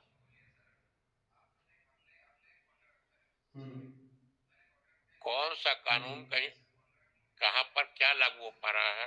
देखो तो मैंने समझा दिया, उसमें मैंने सारे खर्चे बताए थे। कानून को कहते हैं कि वो न्यायपालिका सब न्याय करेगी, मानने मैं को तैयार न्यायपालिका नहीं कानून है, नहीं वो कर रहा नहीं हूँ। मानने को तैयार है, तो आप एक हमको ऑफिशियल ईमेल भाई जो भेजो, उसके जिस सामने बात में तथ्य रह लिखिए जाएंगे। अभी सुपरवाइजर अभी फलाना जी हैं 4-6 दिन पहले एक बार में आया जो था इसमें इंटरफेयर कर रहे हैं, हम मान जाओ। कि एक आदमी के अपहरण और हत्या में कुछ लोग जेल में थे, कई महीने जेल में रहे, वो आदमी गायब हो गया। हाँ हाँ, मैंने बताया था भाई, हमने और बताया, हमने अभी बताया 3-4 दिन ऐसे पहले वो बरामद हुआ। पेपर ऐसे नहीं मिल जाता है, एक पेपर ऐसे दो कई पेपर केसेस हम सब करते हैं, सामने आए हैं पेपर बदलने जाने में तो कोई लड़ावट होता है। कि जो लोग जिंदा हैं 1000 पेपर फंस जाते हैं। उन लोगों की हत्या के आरोप में लोग जेल में बंद रहे हैं। यही नहीं, उसने कहा था 15-17 में साइन कर कितने दूंगा। ऊंची कितने ऊंचे दर्जे के बदमाश स्वयं पैसा खर्च करके अपना एनकाउंटर करवा लेते हैं कागज में। आप पूछे इससे उनको क्या लाभ होगा, क्यों अपने को मरवाएंगे, अपने को मरवाने से उनको फायदा ये मिलता है कागज में कि कुछ दिन के लिए मुंबई चले गए। वो सब मैंने बताया, वो सब बताया मैंने, अगर सब आप बताया मैंने, सब बता दिया सब। एनकाउंटर हो गया आपका, हाँ सबने आपकी शिनाख्त कर दी, गांव वालों ने शिनाख्त कर दी, घर वालों ने शिनाख्त कर दी, विभिन्न चूड़ियां तोड़ दी, हाँ, उसने कहा था मैंने पेपर सिंदूर तैयार पोत कर लिया, दिया, घर वाले बैकग्राउंड आज मेरा बेटा मर गया, माँ बाप रोने लगे। आप पर 60-70-50 जितने मुकदमे चल रहे हैं, बिना किसी जज को जुगाड़ लगाए, बिना किसी खात पर जोड़े, बिना कोई वकील रखे, ये भी था। दरोगा जी के एक झटके में सारे मुकदमे समाप्त हो गए कि नहीं हो गए। भूषण कवि ने लिखा एक है, सेकंड ब्लैक रुको, हजार यहाँ से ते मैं मर जरा गए, बात 10 ही बताता हूँ मराठन के झपके थे कि 10 मराठे हजारों मुगलों को हरा दिए। तो आप पर 100 मुकदमे चल रहे हो, 103 मुकदमे चल रहे हो, अगर आपका एनकाउंटर हो गया, अगर आप मर ढले गए, पुलिस की गोली से आप जाग छिपे बैठे कहां पर, आपके पूरे गांव ने, पड़ोस के गांव ने, आपके गुरु ने, चेले ने, सबने शिनाख्त कर ली, शिनाख्त कर लिए, यही मारे गए भैया, मारे गए, सारे मुकदमे आपके समाप्त हो गए नहीं हो गए। कौन अब फिर जो आपकी जगह मारा गया वो कौन था? कम से कम वो तो बदमाश नहीं रहा होगा, कहीं उसकी चर्चा नहीं चली, इसके मतलब कोई और कहीं से बाहर से पकड़ के आप लाए होंगे, उसको हवाले कर दिए होंगे पुलिस के। भर्तियां कैसे हो रही हैं? हर कोटे की भर्तियों में कितने लोग परीक्षा दे के भर्ती हो रहे हैं, कितने बिना परीक्षा दिए भर्ती हो रहे हैं, कितने सही जाति प्रमाण पत्र हो रहे हैं, कितने गलत जाति प्रमाण पत्र हो रहे हैं, कितने निवास प्रमाण पत्र, कितनों के और तमाम चीजें फर्जी शिक्षा प्रमाण पत्र। इसके लिए एक व्यापक जन आंदोलन की व्यापक मांग की जरूरत होगी कि हमें नौकरी तो पहले दो, पहले जिनको भर्ती के उनको देख लो। लाखों नौकरियां, कई लाख नौकरियां तत्काल खाली हो जाएंगी, जिनकी वैकेंसी निकालनी पड़ेगी। ऐसे ऐसे लोग भर्ती हैं जो हाई स्कूल इंटर फेल हैं, और ऐसे ऐसे लोग बेरोजगार घूम रहे हैं जो बीए एमए पीएचडी किए हुए हैं, चपरासी की भर्ती के लिए दे रहे हैं। यह समाजवाद कैसे है? इसके लिए भी जैसे जातिगत अपमानों को समाप्त करने के लिए एक विल पावर देश में पैदा हुई, जातिगत अपमान भी समाप्त काफी हद तक हुए। जो बच्चे हैं वे भी उस रास्ते पर हैं कि आज तो कल उनका समापन होगा। लेकिन यह भी एक समाजवाद का एक आयाम है। लेकिन जो आर्थिक समाजवाद है उसको लाने के लिए यह भी एक बहुत जरूरी तत्व है। और फिर जो विज्ञापन भी हुआ उसमें बड़े मियाँ छोटे मियाँ सुभान अल्लाह, जो बिना भर्ती के, बिना विज्ञापन के फर्जी ट्रांसफर आ गए, उनके क्या कहा जाए। जो विज्ञापन भी छपा इसमें किसी कोटे के हो, आपकी अपनी परसेप्शन क्या है आप खुद पूछ लीजिए कि जहां पर आईएएस तक की भर्ती में सेंध लग रही हो, जहां बार बार इतना कड़ा एक्शन लेने पर पर्चे आउट हो जा रहे हो, पर्चे लीक हो जा रहे हो और तमाम खराब बातें हो रही हो, वहां पर कितनी फेयर परीक्षाएं हो पाई होगी ओवरऑल 10-20 साल, 25 साल, 30 साल में, इसकी आप कल्पना कर सकते हैं। और पीछे आप जाएंगे तो तुरंत कोई बोर्ड ही नहीं होता था। क्या होता था? हर पैसे में जो बड़ा अधिकारी था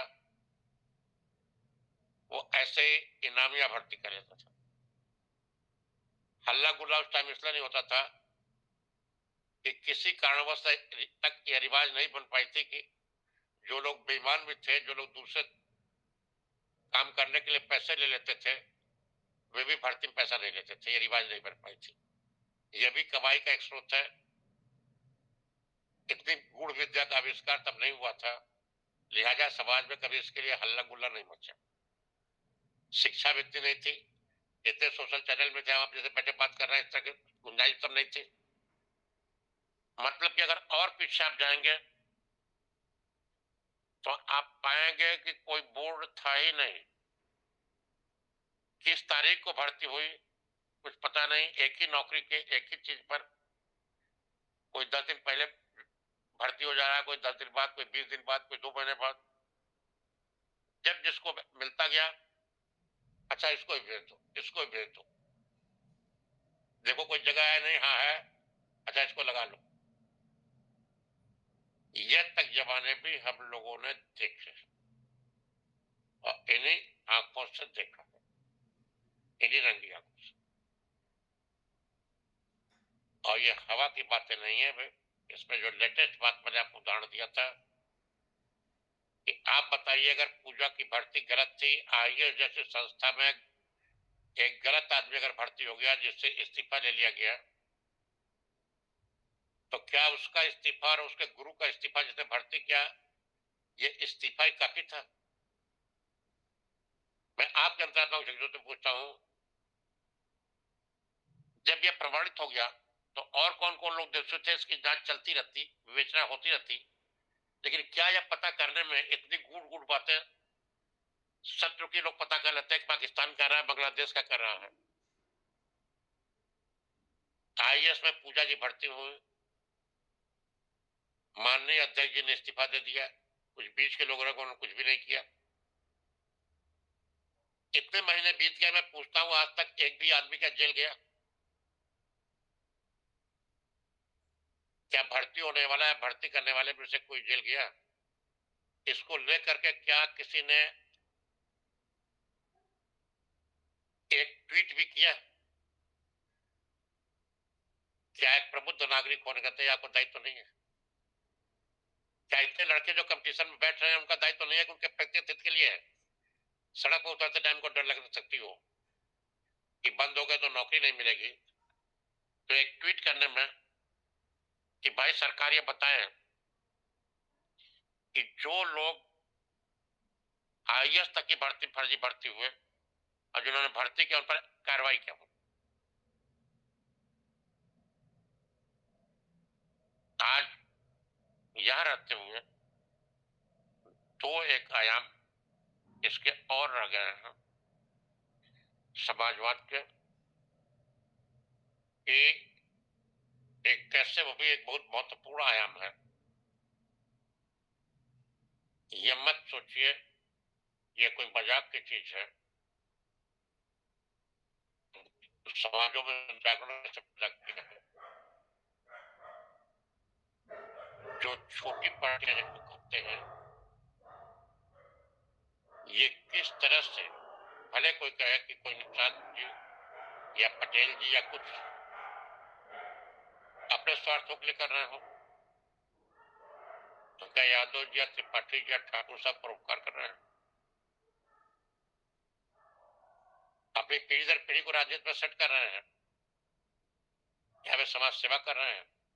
किसी भी समाज में 2-4% लोग भले कर रहे हो, 10-20% मान लीजिए, 25% मान लीजिए, लेकिन 75% आदमी चाहे जो भी हो वे अपने हितों के लिए कर रहे हैं।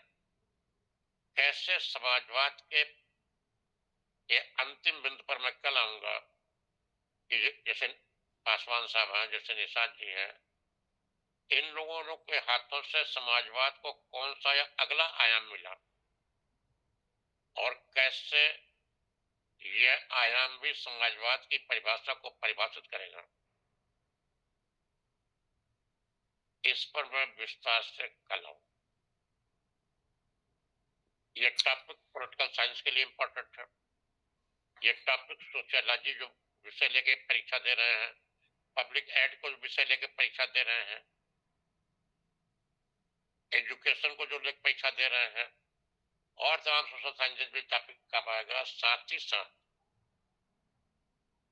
जनरल नॉलेज के या जनरल स्टडीज के कंपटीशन के लिए जो एक टॉपिक समाजवाद का और धर्मनिरपेक्षता का बहुत इंपॉर्टेंट है, इसको बीच बीच में समय निकाल के महीने में एक आध बार वे लोग जो कंपटीशन में बैठ रहे हैं या वे लोग जो खुद तो नहीं बैठ रहे हैं, जिनके लड़के कंपटीशन में बैठ रहे हैं, भाई भतीजे बेटे, और जो उन पर एक क्रॉस चेक करके निगाह बनाना चाहते हैं कि पढ़ भी रहे हैं नहीं पढ़ रहे हैं,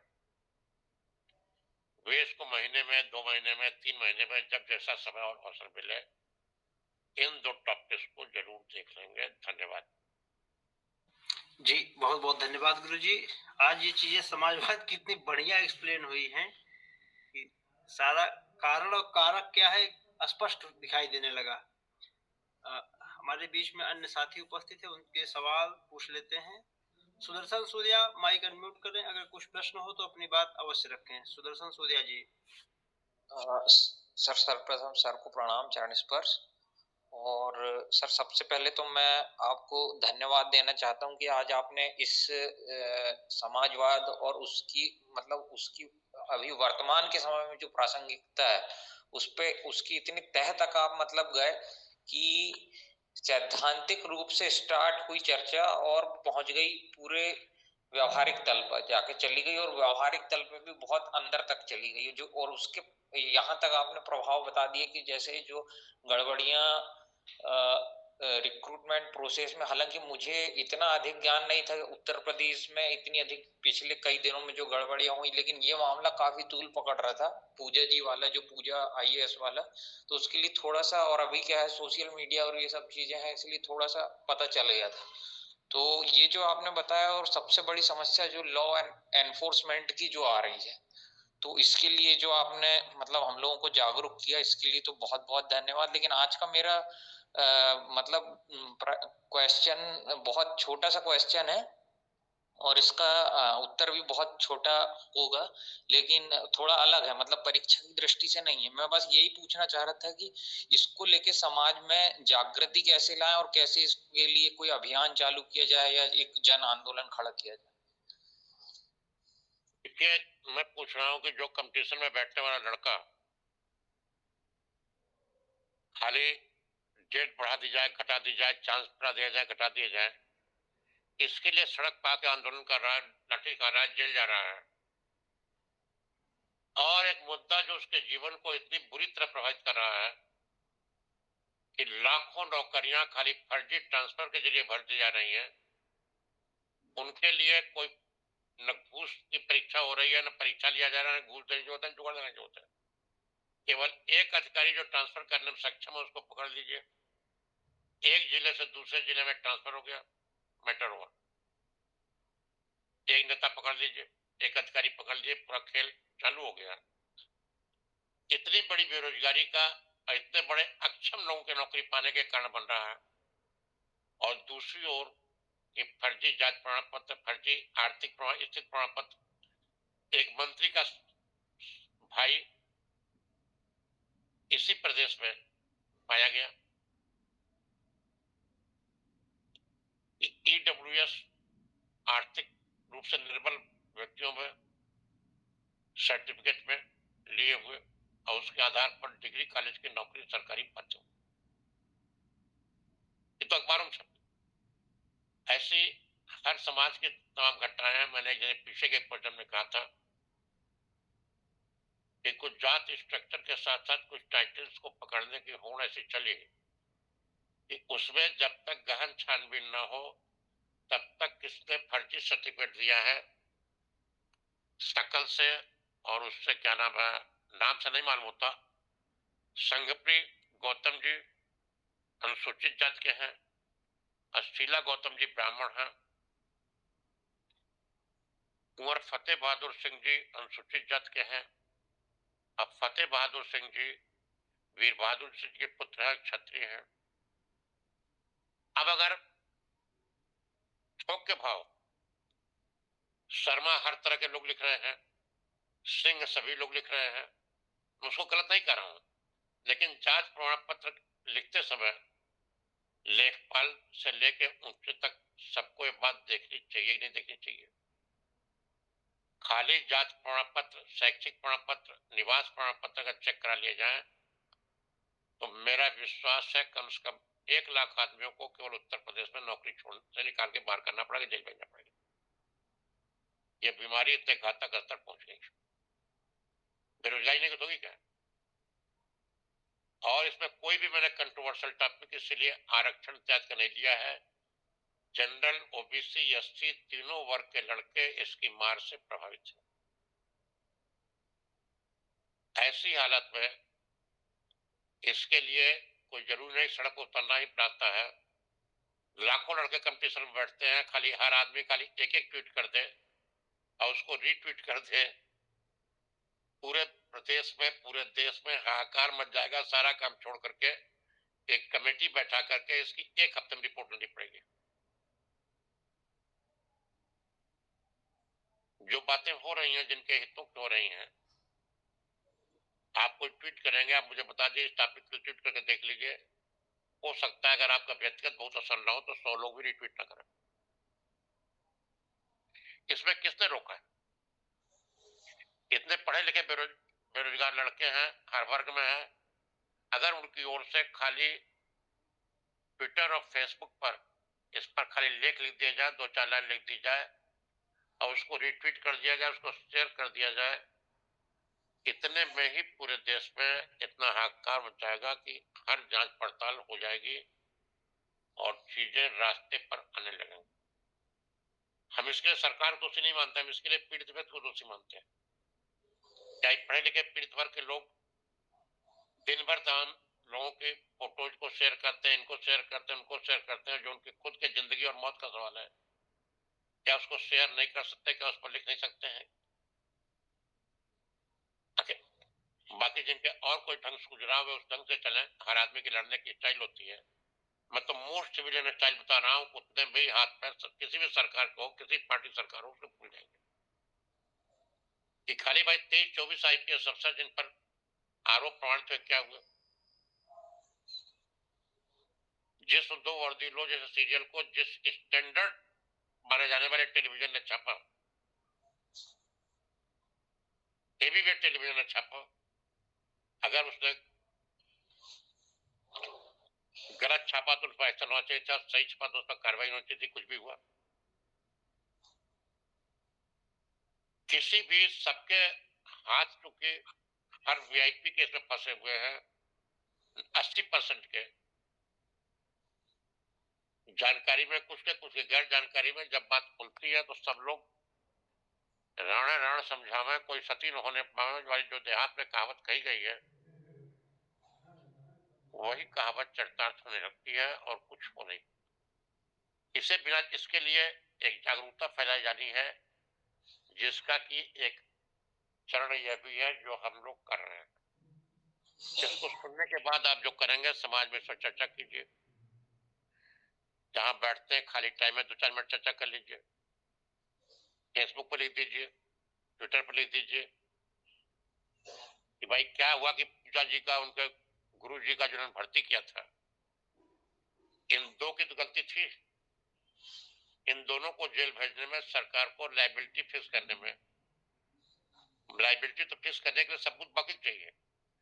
जब एक बात साबित हो गई भर्ती गलत है, नौकरी उन्होंने खुद छोड़ दिया, भर्ती करने की प्रक्रिया गलत है, जब यह बात मान ली गई तो बाकी लोगों में किसकी गलती थी, किसकी नहीं थी, क्या सजा दी जाए तो बात की बात है।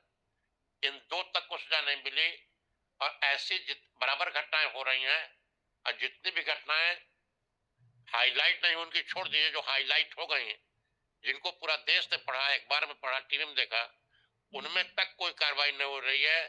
हमारी संवेदनशीलता कितनी बढ़ रही है ऐसे देश में क्या मिलेगा क्या नहीं मिलेगा, कोई सरकार आवे, हमारी आपकी जागरूकता होनी चाहिए कि हम इसको उठाएं। धन्यवाद। जी सर, बहुत बहुत धन्यवाद। और मैं मेरी तरफ से इसका भरसक प्रयास करूंगा जितना मेरी क्षमता के अंदर है, क्योंकि एक तो सोशल मीडिया में रहने के कारण आजकल हर व्यक्ति की थोड़ी सी पहुंच मतलब बढ़ गई है, तो बस उसी में प्रयास करूंगा। और आज का जो टॉपिक आपने बताया इसमें बहुत हर एक चीज बहुत महत्वपूर्ण है, और मुझे लगता है ये तो हर एक बेरोजगार युवक युवतियों तक पहुंचना चाहिए पूरे देश में, केवल हम लोगों तक सीमित ना रहे। धन्यवाद। जी भैया, बहुत बहुत धन्यवाद।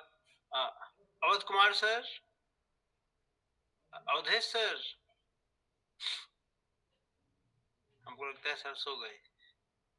कोई बात नहीं, तो गुरुजी फिर कार्यक्रम को समाप्त किया जाए। समाप्त करने की अनुमति दें गुरुजी। आज कुछ लंबा खिंच गया, इसके लिए रथा न लीजिएगा, लेकिन चूंकि यह मामला इतना सेंसिटिव था कि 2 टुकड़े में से कहने जाता था और 1 टुकड़े में से लंबा होना ही था, इसलिए थोड़ा कुछ ज्यादा खिंच गया है। लगातार समय पर निगाह रखते रखते, उसको रोकते रोकते भी, लगाम लगाते लगाते ही, ब्रेक लगाते लगाते गाड़ी यहाँ तक बढ़ गई है। आप लोगों ने धैर्य से सुना, इसके लिए धन्यवाद। इस अनुरोध है आप लोगों से कि इसकी चर्चा अपने अन्य मित्रों से करके, उनको इसकी लिंक भेज के, उनको इसकी जानकारी दे करके, खुद भी अपने एक सोशल मीडिया कहे इस पर लिखिए, दूसरों को शेयर कीजिए, एक दूसरे को फॉलो कीजिए, लोगों को इसके लिए प्रेरित कीजिए। और इस बात पर, इन मुद्दों को, क्योंकि आपके अगर बुजुर्ग हो गए तो आपके बच्चों को प्रभावित कर रहे हैं, डायरेक्टली आपके परिवार को प्रभावित करने वाले मुद्दे हैं। अगर कम वर्क है तो आपके खुद के कैरियर को प्रभावित कर रहे हैं। हफ्ते में एक लाइन इस पर लिख देना है, जिन लोगों ने लिखा लिखेंगे जो, उनको डिटो कर देना। इसमें कोई ऐसा समय बहुत लेने वाली चीज नहीं है। जागरूकता का मतलब यही नहीं है कि आप सड़क पर जाके ईंटे पत्थर कर फेंकने लगे, मैं इसलिए नहीं कर रहा, और उससे कोई मेरे समझ में हासिल नहीं होता। लेकिन जो कर सकते हैं, जितना जो कर सकता है, स्वल्प भक्त्य धर्मस्य त्रायते बहुतो भयात्, ये अपने धर्म का एक जो अपना कर्तव्य है 1% भी कोई पालन कर ले तब भी उससे बहुत बड़ा जागरण होगा। धन्यवाद। आप इसको समापन को ले चले। जी गुरु जी, शामिल सभी साथियों का बहुत बहुत धन्यवाद। और यह कार्यक्रम प्रतिदिन 7:30 से 8:30 के बीच संचालित होता है। कल हम लोग पुनः मिलेंगे 7:30 से 8:30 के बीच में। तब तक के लिए आप सभी को सादर प्रणाम, शुभ रात्रि।